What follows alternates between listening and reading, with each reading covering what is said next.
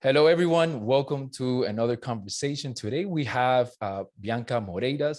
She is a business development coach. She's been a business development coach for over 30 years. She works personally or hand to hand with a lot of business owners to help them develop and grow their business. In this market, it's a market full of uncertainties. There's a lot of things we don't know. So I figured having her on and having a conversation about how to prepare and how to stay afloat in these uncertain times will be useful for most of us. So Bianca, welcome. Just give us a little bit of background about how you got started, what you do as a business development coach, and so forth. Awesome. Thank you, Mario. Thank you for having me today. And welcome out there, the crazy world of mortgages and real estate. I have been in the business with Bianca Moreiras and Associates, formerly known as Admin 911. Isn't that a great name? But people couldn't find me. So that's the first thing about branding. You have to make sure they can find you, right? So I have been doing this actually in my own business just about 20 years, but I've been in the space of coaching, consulting, developing people for over 40 years. I know I look marvelous. Thank you so much. Yes, you do. But I've been around a long time and I come with wisdom, grace, and knowledge. And I hope today that I can bring you some pearls of wisdom to help develop your business. Thank you, Mario. Yeah. Look, Bianca, in these times, there's a lot of uncertainties in terms of whether there's a recession coming, whether we are already in a recession, property values falling and so forth. In your experience in working with realtors or business owners, right? How do you prepare someone or get through, prepare a strategy for someone to get through these times, uncertain times, whether there's going to be a market downturn, whether, the stock market falls, property values and so forth? Where do you usually start? Okay, so business overall in general, it's prepare, prepare, prepare. I love to teach to filling the funnel and keeping the drip, because it's very easy when things are going right to be busy and excited and really overwhelmed, because most of the realtors I'm speaking to right now are very overwhelmed, especially if they don't have a good, solid team like yours, Mario. However, because of the uncertainty, it's really more about preparing your culture, your environment. And I'm a big proponent about education, because the more you know, the better it is. And the more ammunition you have, knowledge is power no matter what. Couldn't agree more. I think educating yourself first, so that then you can educate your clients and your audience, is of the utmost importance. If a client comes to us as a buyer or as an investor, they want to know that we understand the market. We're not just trying to sell them a property, trying to sell them a refinance loan or just a mortgage. We want to be partners to our clientele. So education, I could not agree with you more, is of the utmost importance. Understanding the market, right? Where the rates are going, what happens if the rates go up another 2 or 3%, what happens if the market falls 10-15%. We have to understand and plan for that. And I think when I talk to our realtors and our other loan originators, loan officers, one of the things that we often talk about is how to prepare for a market downturn. Like, we have to find opportunities, essentially, right? Just because the market goes down doesn't mean that no one's going to buy a house or no one's moving. People move all the time. So yeah, I think that even in uncertain times, you have to continue to understand, educate yourself. And even more, to another point, is you have to really be strong in marketing. And this is one of the things that you focus on is, marketing, not only on social media, but also through other platforms. What are some of the things that you guys are doing now with your business owners? Great question, Mario. Well, if you're not networking, you're not working. So that's number one. That's key. True. That is where the foundation is laid, because people get an opportunity to know, like, and trust you. And it takes time. You might end up with a great lead the very first time you meet someone, but more than likely it's staying in their face, being known, asking how you could help. Send out your newsletter, send out little email blasts with just the tip of the day. Or, did you hear that interest rates will be going up on May 31st? Is there something or some way we could help you expedite your sale or your purchase, etc.? So that's very important. And then finding the right group, because if you're just going from networking group to networking group, make sure you evaluate what came out of that group and how you are and what you do. I like to think of myself as an influencer. Everyone that I introduce to another usually does business. And that's because I am really taking time to get to know that person, their business, and what it's all about. You have to be a listener. You have 2 ears for a reason. You have to be a listener and a note taker, whether that's mentally or on paper, and that will help you grow your business. Yeah, and one of the things that I've experienced firsthand is your superpower of connecting the right people at the right time. So completely vouch for that. Can you expand a little bit on what you mean by the right group? The right networking group is what you meant, right? Yes. So, for example, it's not that easy to infiltrate influential people because they're very guarded, right? So I'm going to give you an example so that you can take it to the bank with you. For instance, attorneys. Now, if the market downturns, wouldn't they be good friends? Because what happens when the market downturns? There's only two things that break up a marriage. That's finance and the S word, right? So if they're going through a divorce, it would be great to know some divorce attorneys. If we're going to a foreclosure process, it would be great to know some foreclosure attorneys. And then also attorneys that work in bankruptcy and banking industry. But how do you break through? Well, maybe what you have to do is become a sponsor to like the Broward Bar Association. It might be costly, but as realtors and mortgage brokers, one deal could pay for that costliness. And you can meet a room full of attorneys at one of their events that you sponsor. So that's just an idea that I do give my realtors. And those that have followed that over the years have made a tremendous network. And then you have the ability to also give, because givers gain. So maybe you'll meet a real estate attorney that you could do a closing with. Right? So it's really important to find the right group. And that's just one group. I can go on for days about networking since I love it passionately. Yeah, and it's really about building relationships, right? If you do it with the right intentions, I think you get what you put in. Absolutely, and maybe it doesn't have to be a room full of attorneys. Maybe you can start small, right?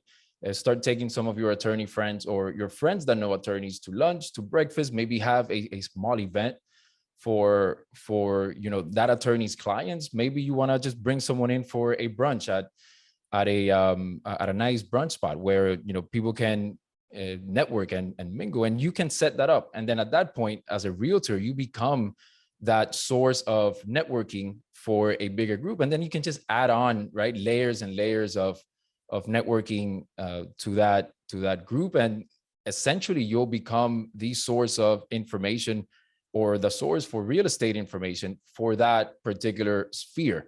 So networking, absolutely agree. It is very, very important, but I also think it's important to not overextend yourself to 5-6 networking groups. I've met realtors and loan originators, loan officers that they just try to join as many networking groups as they possibly can. But then at that point, what's your value to the group? If you come in with the mentality of what do I bring to the group? Well, I bring connections. I bring, most importantly, referrals to that group. If I have one networking group, I can focus on getting everyone in that group a referral. I know them personally. If I have 10 networking groups, I'm doing nothing. There's too many people to refer to. At that point, I have to pick and choose. I don't know anyone personally. So what I do in my business is my team and I only join one network group. We get to know that networking group personally. we build relationships, right? We establish trust, and over time, the referrals will come.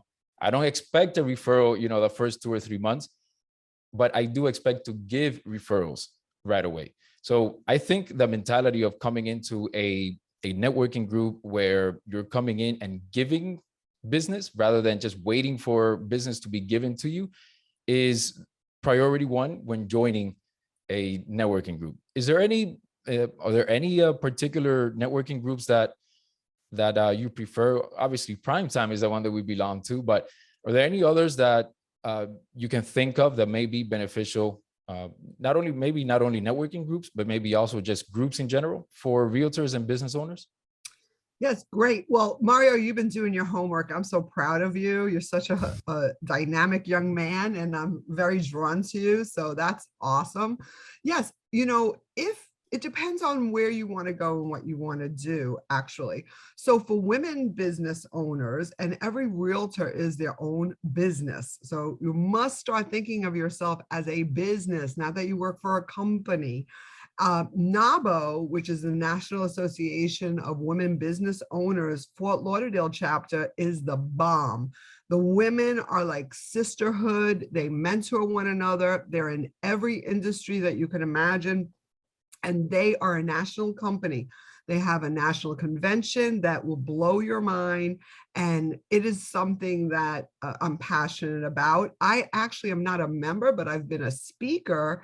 And I am, gearing up to join the group as I weed out other groups. And then if you are very community censored, the Rotary, any Rotary, there's one in Weston, Fort Lauderdale, they're all over. Rotaries are about community development. I really love them because they naturally, organically give business to one another through their charity work, which is all kinds of scholarships, autism, Alzheimer's. They do all kinds of things. They raise money. That's what they're about, raising money. Most people don't realize that. I prefer them over chambers. Chambers are played out. It's very difficult unless you're a board member or you've taken on a responsible role to really infiltrate, because there's hundreds of people in the group. You really just want that little niche to build upon. And of course, Primetime is awesome. Primetime is category exclusive. You're the only realtor. Mario, you're the only mortgage broker. I know I'm the only coach. And therefore, it's hard not to just direct traffic to that individual. So Primetime Business Network, we love it. It's really great. And we're 16 chapters all over, from Delray to Coral Gables, and we have over 430 members. So that's a great network to work with. And even though it's a pretty big networking group, our group in particular, the Western chapter, it's a very personal connection that we have to all of us, right? We know everyone in the group. To your point about chambers, there's hundreds of people in there. It's so difficult to make a personal connection with anyone. And at the end of the day, you want to be able to refer to someone that you like, know, and trust, because otherwise, you're blindly just referring someone to an unknown individual. You don't know what quality of work they do.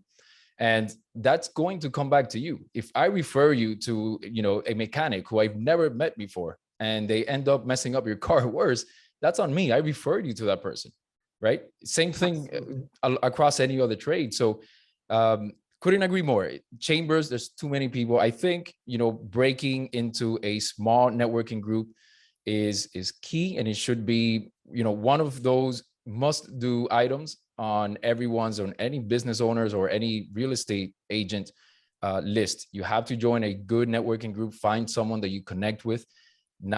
Don't look for quantity, look for quality in the group.